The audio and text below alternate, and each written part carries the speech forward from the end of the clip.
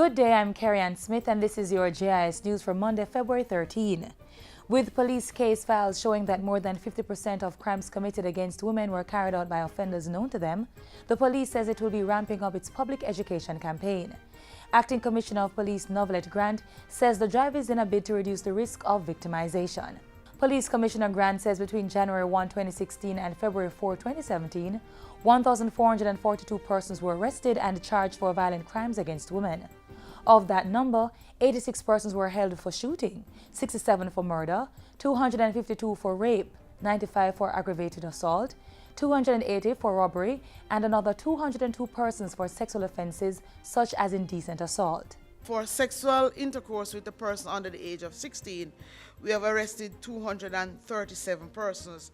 And of course, we have added property crimes such as break-in, and we have arrested 169 persons. Larceny, 54. And still on tackling crime, Acting Commissioner of Police Novelette Grant is urging members of the public to report child abuse, including child pornography, to the police for investigation. We want to encourage people who are being sent these videos to send them to CISOCA. Please forward them to CISOCA at jcf.gov.jm, and CISOCA will then pass them to the relevant unit within the JCF for investigation. The Acting Commissioner's plea comes amid the growing phenomena of viral videos being circulated on social media platforms. She is also reminding the public that persons who are caught in possession of or have been circulating visual images of a sexual nature involving children can be prosecuted under the 2009 Child Pornography Act. Police Commissioner Grant, meanwhile, says the Jamaica Constabulary Force, with additional resources and manpower, will be expanding its task force that deals with child pornography. And the police will be bringing its public education campaign to schools so that vulnerable groups can reduce their risk of victimization.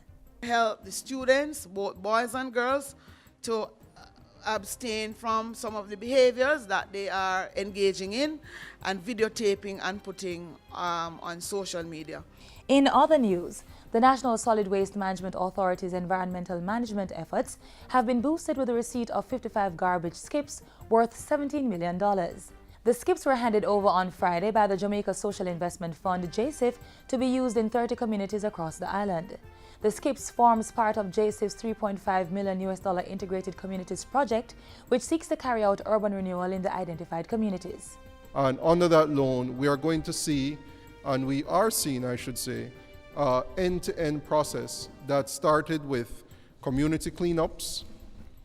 Then we went and we trained and identified targeted community persons who could work within the communities, raising awareness, doing cleanups, and enforcing the matter of garbage collection and litter.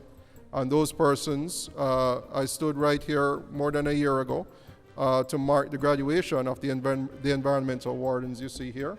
And we find that this program so far has been successful. Many of the communities that you drive through are clean.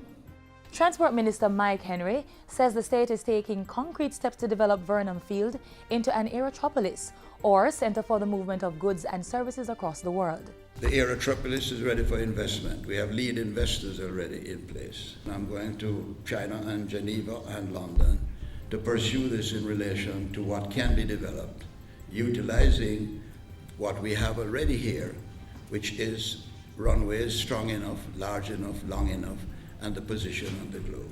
Minister Henry was addressing a recent diplomatic and consular corps function where he revealed that he was in talks with several countries interested in having their airplanes based in Jamaica.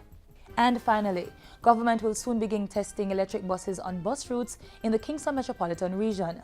Portfolio Minister Mike Henry says discussions have already been finalized with Belgium to utilize the electric-powered buses. I'm looking to see if we can put that in there and begin to get a couple of test electric buses to be able to run between Portmore and Kingston, which in larger numbers of persons, moving them to a center in Kingston at Pichon Street and moving on to the rest of the city. And that's it for JIS News Today. I'm Carrie Smith. Thank you for watching.